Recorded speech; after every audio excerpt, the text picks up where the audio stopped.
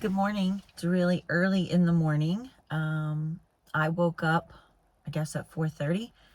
My daughter had to be somewhere, and so, while waiting for her, I always I try to keep the same routine. Get up, listen to my message, spend some time with God, and then if He lays something on my heart, then I come to you. If He doesn't, then I just go about my day. So I started listening to the message by Sarah Jake Roberts, and I was taking notes, like 13 pages of notes. It's still early in the morning.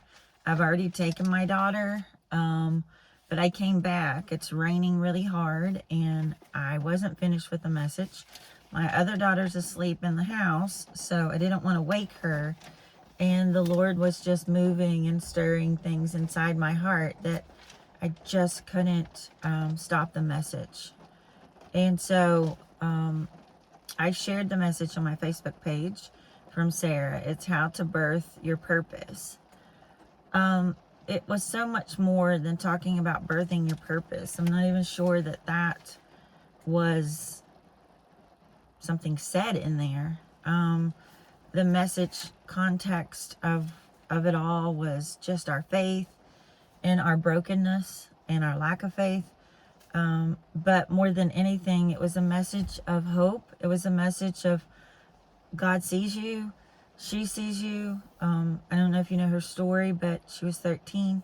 She got pregnant. Her dad was a mega pastor, still is, of a church, and all of that shame and condemnation and everything she was carrying at age 13. She was pregnant with child, and then she went through a divorce, not with the father of the child, and it was not healthy. And the story is just so complex. But in this message, it was long.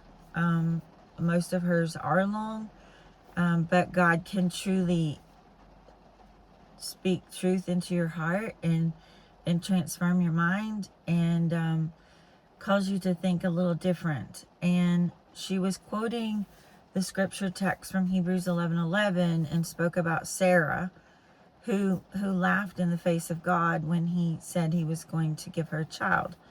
And she was in her 90s, I do believe. And it was like comical. She like challenged him. But He did. He gave her a child.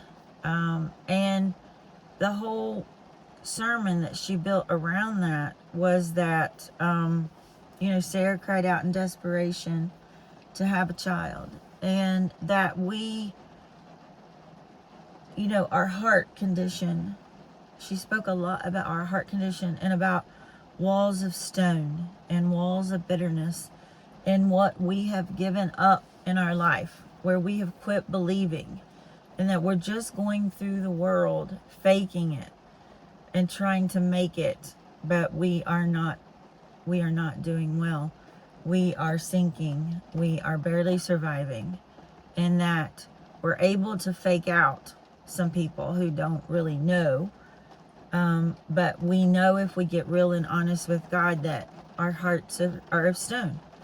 They're of bitterness, and there's a root of real deep hurt and pain there.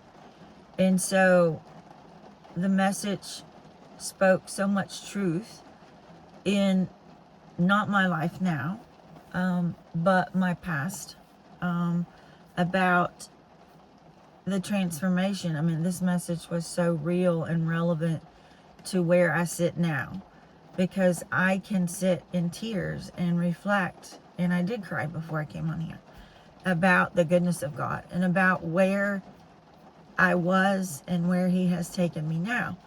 And He laid certain people on my hearts, and I sent this message to, and I said, if you do nothing else, invest some time into listening to this message. It can and will transform your heart. But the only way to transform your heart is to allow God to transform your mind.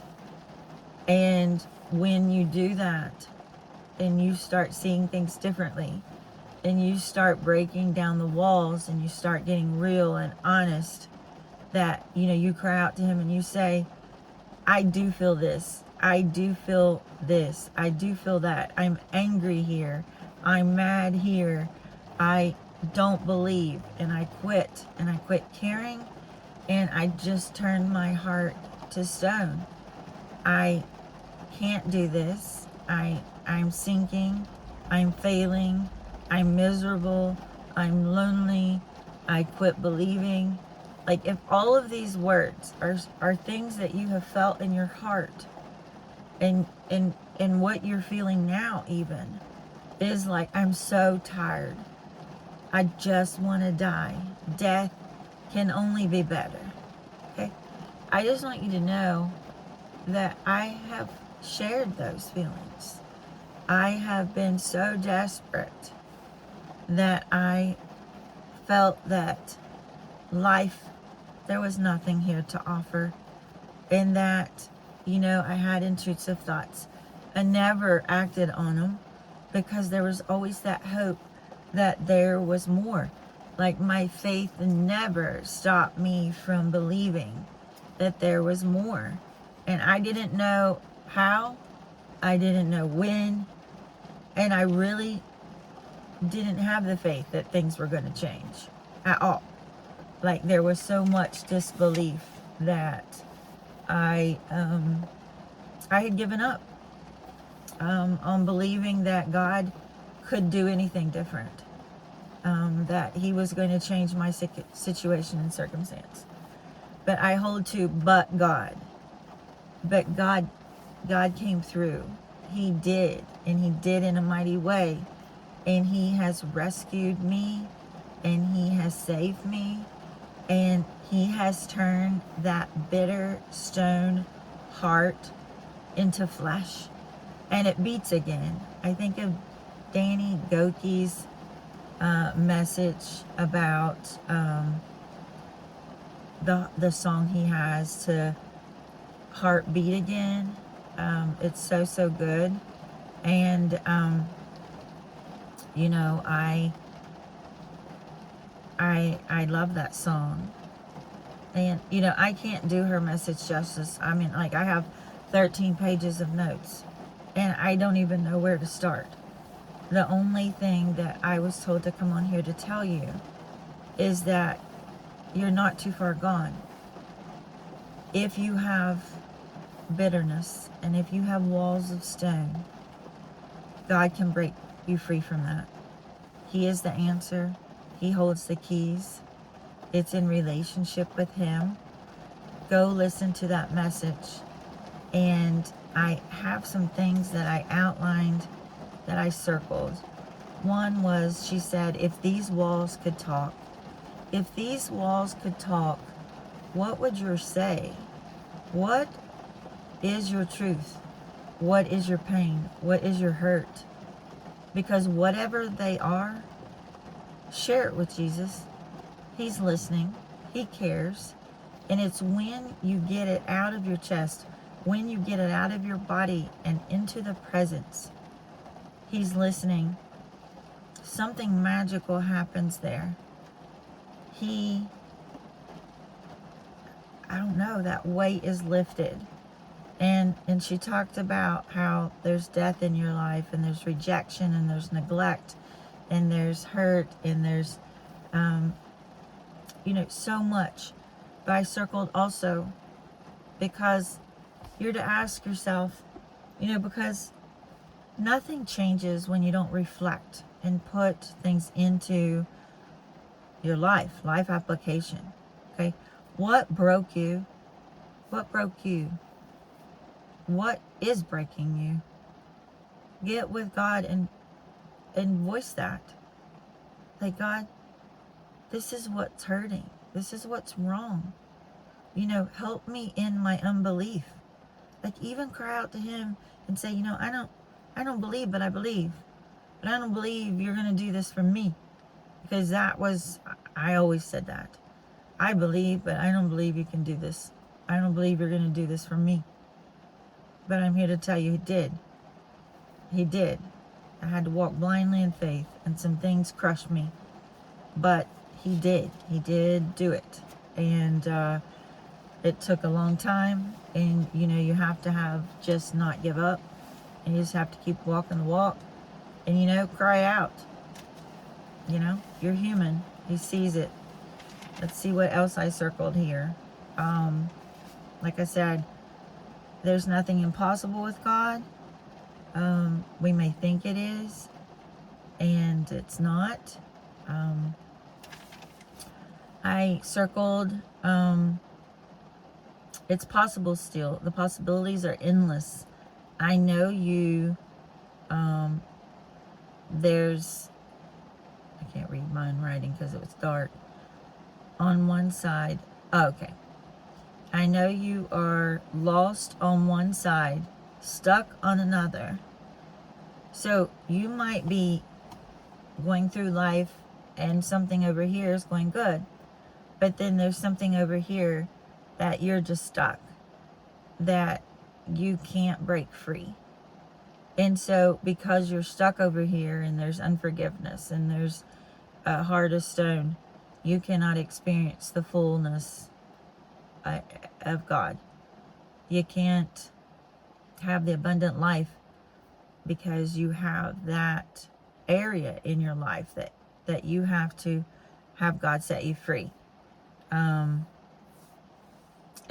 let's see. That don't give up on your deliverance. Don't give up. It's still possible.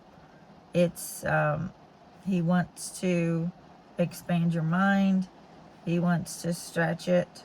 And I know you're tired, and you're tired of growing weary.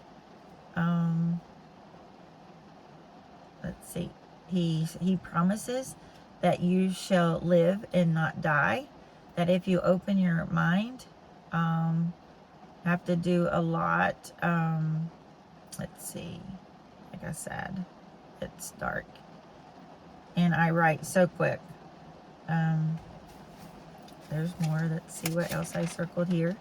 This is not the end. It was repeated. This is not the end. You have to believe this is not the end. And that faith is made strong when we are put to a test and we put him on trial. That God, he will prove to be faithful. You trust him. And like he says, put him to the test. That his words are faithful and true. And that when we just give it all to him. And that she said that your heart could be bitter, angry, uncertain. There can be grief. I just can't feel or believe anyone anymore. I'm numb. But keep working. Keep believing. Keep taking it to Jesus. His timing is everything. And he's going to use it all. All of those broken pieces. I mean, I know they are just put back together again. And that rebirth is such a masterpiece. So I know you're weary and I know you're tired. And you may have a heart of stone. And there may be bitterness there. And there may be unforgiveness. But God is calling you. And he wants to set you free. And this message is all about that. Knowing and believing that there's hope. And if you get nothing else from this word this morning, don't give up. Don't give up. You have nothing to lose. You have everything to gain. So trust. God is powerful. He is the most powerful. And I just pray for you this morning. I pray that the walls come crumbling down. And I know what it takes. And there's a lot of pain there. But God will never leave your side. And when you get to the other side, he is going to use it all. And you are going to help people like he's just going to bring you to a new place. And that new place is full of hope and light and love. And I just want you to know this. And it's still raining, and I don't want to get out of the car because I don't have my umbrella. So I hope you have a wonderful Saturday. You know, maybe I can go get some sleep and rest, but you know, this word is really resonating in my heart, and I'm standing in for a couple people in my life that I'm believing for them. I'm praying for them. I have sent messages to them. There's one that I have not sent message to. It's an unspoken person in my life that I'm praying for freedom. I'm praying for just God to step in and really do a mighty work, a miracle. Miracles do happen still today. God is real. And I hope you get to know him. Search him. He says that if you knock and seek, you will find. And so that is my hope for you today. Have a wonderful Saturday.